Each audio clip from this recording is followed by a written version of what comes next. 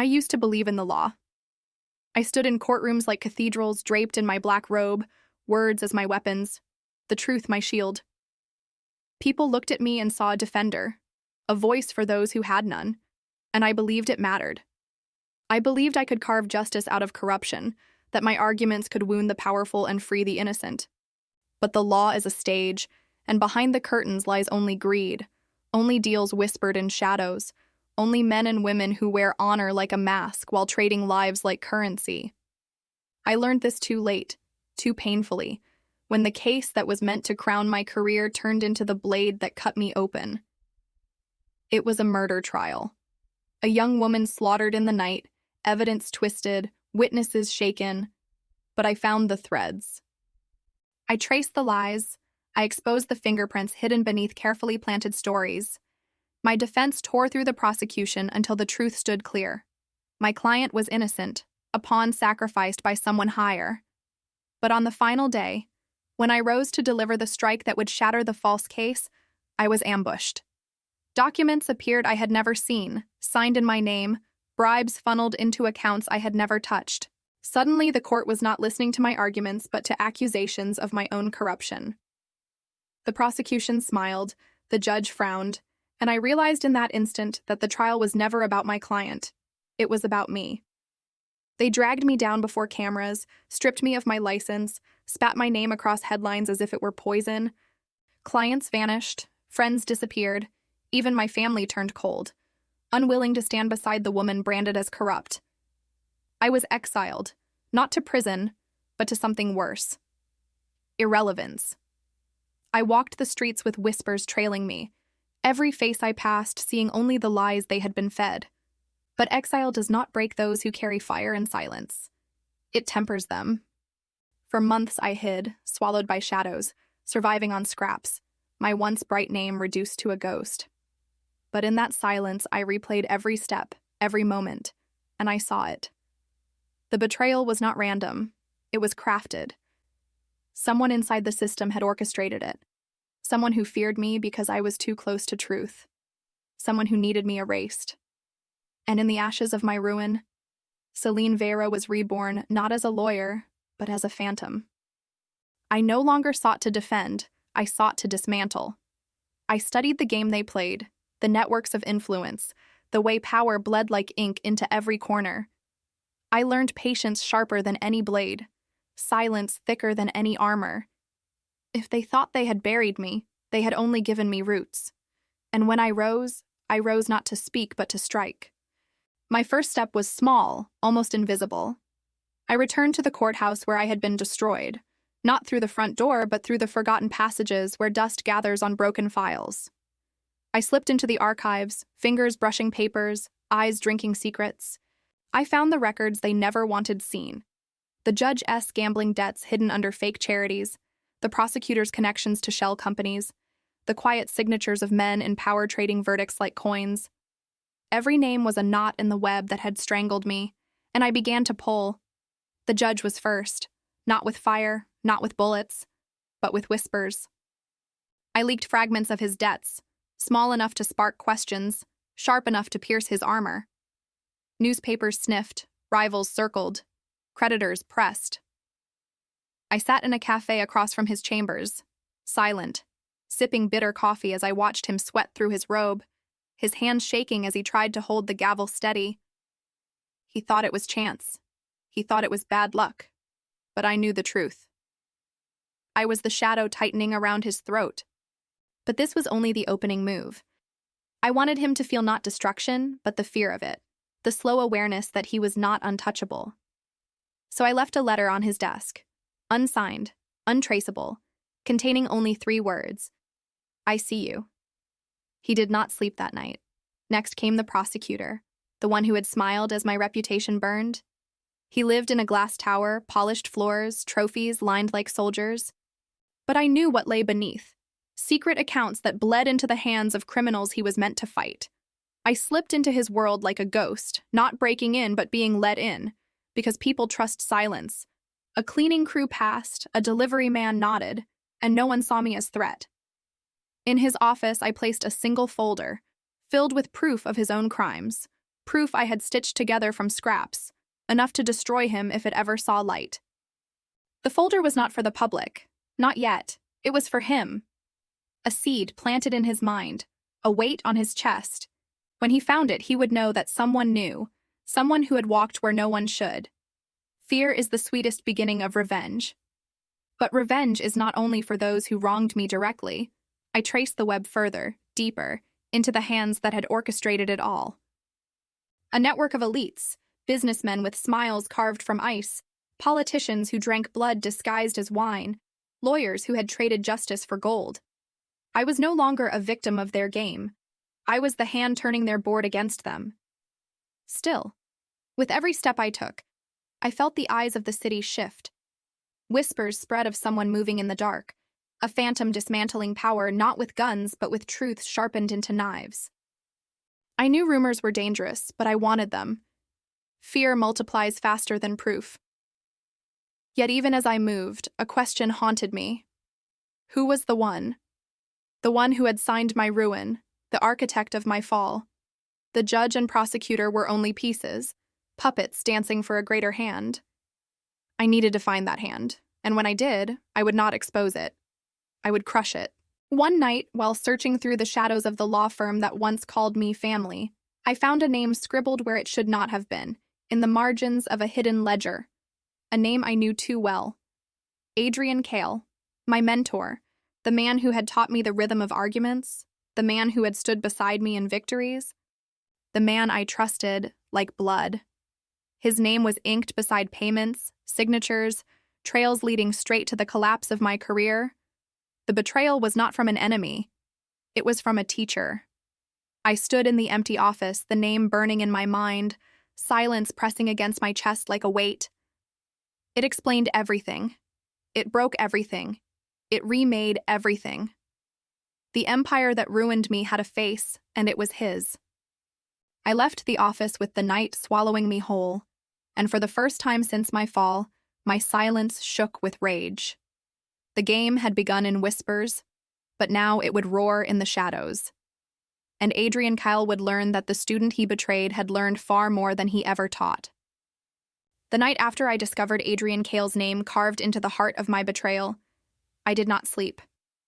Silence wrapped around me like a storm, my thoughts sharp, my breath steady but heavy, my veins carrying the venom of realization. Adrian had been more than a mentor, more than a teacher. He had been the architect of my belief in justice, the man who shaped me into what I became, and knowing that the hands that built me were the same hands that broke me, ignited a fire deeper than anything I had ever felt. This was no longer only revenge, it was reclamation. I began to watch him, not as the student, but as the predator. Adrian Kale still wore the mask of virtue, standing in glittering halls, shaking hands with judges, charming clients, his voice carrying weight, his smile disarming. But beneath that polished skin lay rot. I traced his accounts, his connections, his deals whispered in rooms where justice was auctioned to the highest bidder. He had grown fat on the ruin of others, feeding on the weak, cloaking himself in credibility while his roots strangled the city. To strike him, I could not be direct. He had too many guards, too many eyes, too many layers of defense built not with guns, but with influence. To destroy Adrian Kyle, I had to peel him apart piece by piece until the world saw not a giant but a carcass.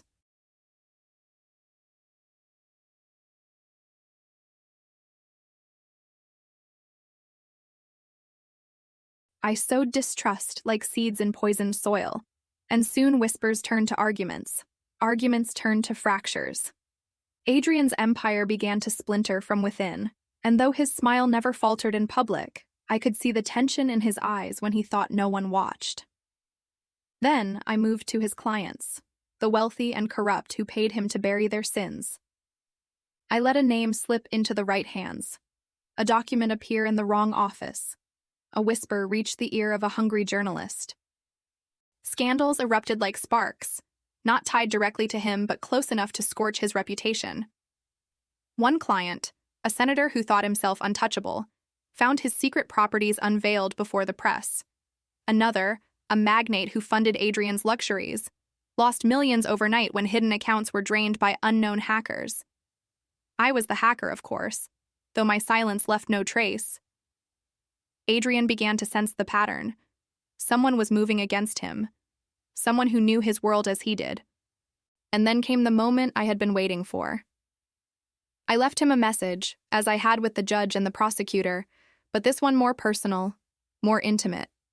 A single sheet of paper slid beneath his office door. 3 words written in my hand, the same hand he once guided across legal texts. I see you. The next day he appeared in public, calm, charming, unshaken. But I knew him too well. His fingers tapped the desk as he spoke. A rhythm only I would recognize. A rhythm of unease. Adrian Cale was afraid, though he would never admit it. Yet fear alone was not enough.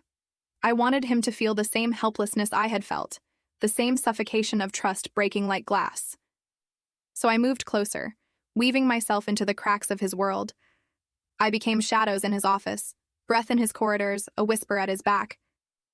Once, while he spoke at a conference, he glanced into the crowd and saw me. Hood drawn, eyes locked on him, only for me to vanish when he blinked. I wanted him to question his reality, to wonder if his student had truly returned, or if guilt itself had given me form. But then something shifted.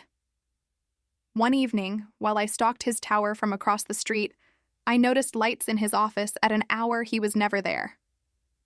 I entered, silent as ever, expecting to find him burning midnight oil. Instead, I found nothing. No Adrian, no papers, only a feather. Black, dipped in crimson at the tip, lying on his desk like a signature. I froze. This was not mine. This was not my work. Someone else had touched him. Someone else had entered his fortress as I had. I remembered the ghost I had felt when dismantling the judge, the prosecutor, a presence that moved in silence like mine. And now it had marked Adrian Cale. For the first time, doubt seeped into me. Was I the hunter, or was I being herded? Was I dismantling Adrian's empire, or was I playing a role in someone else's theater? Still, I did not waver.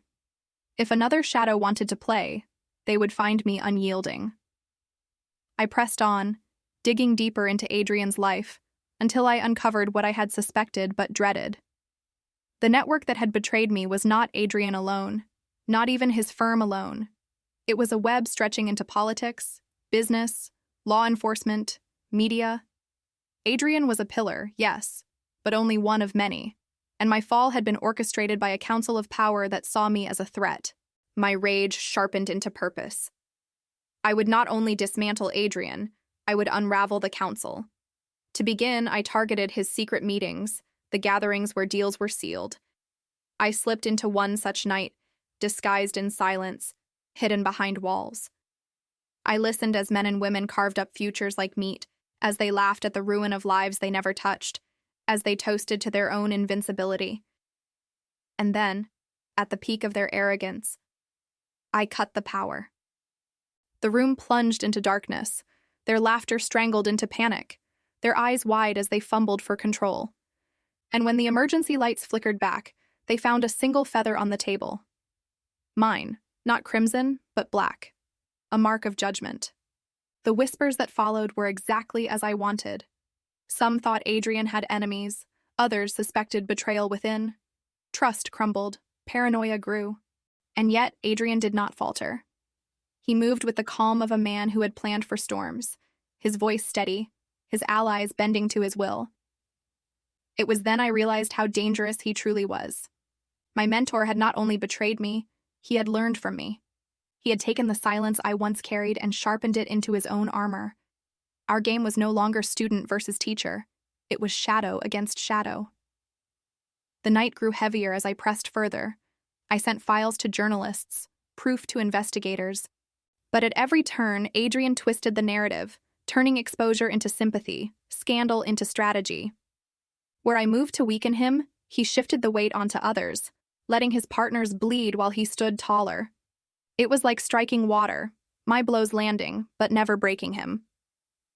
Then came the night when he finally spoke directly to me. I returned to my safe house, A forgotten room above a shuttered library, walls covered in maps and strings of connections, when I found a letter resting on my desk. No one should have been able to enter. No one. My silence had been breached. The letter was sealed with his crest, the same crest that had adorned the law books he once gifted me. I opened it with hands steady but heart racing. Inside, a single sentence written in his elegant script. The law was your stage, but silence is mine. My breath caught. He knew. He had known all along. The predator I thought I was had been marked as prey. I stood in that room, letter trembling between my fingers, and for the first time I felt not rage, not triumph, but the weight of a game larger than myself. Adrian Cale was not only my betrayer, he was my mirror, my rival, perhaps even the ghost that had haunted me all this time. And as dawn bled into the sky, I realized my revenge was no longer about reclaiming my name. It was about surviving a war of shadows where only one silence could remain. The night Adrian Cale finally bled was not a night of chaos, but of silence. It began in the same way it always had, with me watching from the edges of his empire, studying his moves, his smiles, his endless disguises. But this time I was not only the predator, I was the executioner. Every thread I had pulled, every whisper I had planted, every shadow I had walked through had brought me to this single point. The point where mentor and student would face each other not in court, not in public, but in the theater of silence where no mask could protect him. I lured him to the abandoned courthouse, the place where my career had died, the place where justice had first been twisted against me. I knew he would come, not because he trusted me, but because he wanted to prove himself untouchable. Adrian Cale had always been a man of control, and the thought that someone could write his ending was an insult he would not allow. He arrived without guards, without partners, dressed in a suit that still carried the arrogance of a king. His steps echoed through the shattered hall, and when his eyes found me in the shadows, he smiled as if he were greeting an old friend. "Selene," he said, my name rolling off his tongue like a curse dressed as a compliment. "So you survived the grave I dug for you. Impressive, though predictable. You were always too stubborn to stay buried." I said nothing, only stepped forward until the moonlight caught my face. His eyes flickered, perhaps remembering the woman who once stood beside him, learning, listening, believing. But the silence between us was heavier now, filled with years of betrayal.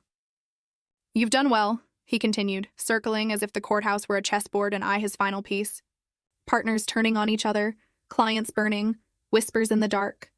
"That's my language, Selene. You learned from the best." For a moment I saw it, the truth he wanted me to believe, that I was his reflection, his creation, that every strike I had made was only an echo of his lessons. But I refused. I was not his mirror, I was his undoing.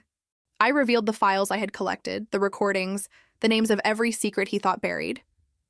I laid them before him not as evidence, not for a jury, but as his obituary written in real time. Each page a nail in his coffin, each word a wound he could not conceal. Still, Adrian laughed. "You think this destroys me? You think tearing me down in shadows changes what I've built? I am not a man, Selene, I am an institution. You cut off one head and another rises." I stepped closer, my voice steady, though my veins burned with fire. "Then tonight the institution dies with the man." The game shifted then, not of words but of revelations. Adrian reached into his coat and tossed a folder at my feet. I opened it and the world tilted. Photographs of me moving through streets I thought hidden, entering places I thought secret, my safe house marked, my movements catalogued with precision. "You weren't the only one watching," he said softly, his smile now sharpened into cruelty. "Every step you took, every strike you made, it was observed. You weren't dismantling me, Selene. You were performing for an audience. The council, the shadowed web that had orchestrated my fall. They had been watching, letting me cut down their own pieces, letting me sharpen myself into the very weapon they might one day use." For a moment, the silence pressed into my bones, heavier than ever before. Had I been nothing but a puppet in their theater, dancing on strings unseen? But then the rage steadied me. No, I was no puppet. If they wanted to watch, let them watch. If they wanted to use me, let them try. Let them try. I would turn their stage. Adrian must have seen it in my eyes because his smile faltered, his confidence cracking for the first time. "Careful, Selene. They are bigger than you, bigger than me. They don't forgive, they don't forget. I moved then, faster than his words, striking not with fury but with precision. I had poisoned his empire, broken his pillars, shattered his allies. But this was the final blow, the silence that would end him. I pressed the blade to his chest, steady, unshaking. His breath caught, his eyes wide, and for the first time the great Adrian Kale looked small. "You betrayed me," I whispered. The first words I had spoken aloud in years. The first words he heard before the end. And then I drove the blade through, deep, final, inevitable. His blood spilled across the courthouse floor, a crimson verdict written in silence. As he fell, he laughed, a weak, broken sound but laced with triumph. "You win, but you've only opened the door. They will come, Selene, they will come for you." And then he was gone, the weight of his body collapsing, the arrogance drained, leaving only a husk. For a moment I stood over him, the silence swallowing us both. I should have felt victory, I should have felt release. But instead I felt the pull of something darker, something larger. Adrian was gone, yes, but the council remained. And worse, they had been watching, learning, waiting. When I left the courthouse, the city lights burned like eyes staring down at me, unblinking, relentless. I returned to my safe house only to find the door already open. Inside, everything untouched, except for one thing. On the center of my desk, a feather. Black, dipped in crimson, the same as the one I had found in Adrian's office. Beside it, a note written in elegant script. "Welcome to the game." My pulse slowed, my breath steadying not with fear but with purpose. If they wanted me in their game, I would play. But I would not play as their pawn. I would rewrite the rules, I would turn their board upside down. I would make their silence scream. Adrian Kale was gone, but Selene Veyra had only just begun. And the council that thought itself untouchable had unknowingly birthed its own executioner. The night stretched endless before me, the city alive with secrets and shadows. And as I stepped back into the darkness, I whispered the promise that would carry me through every war to come. I am not the student, I am not the puppet, I am the silence you cannot kill. And in the corners of that silence, I swear I heard it. A whisper not mine, not theirs, but something older, deeper. A reminder that perhaps I was not the only shadow left to walk these streets. The game was no longer revenge, it was survival, and I would not lose.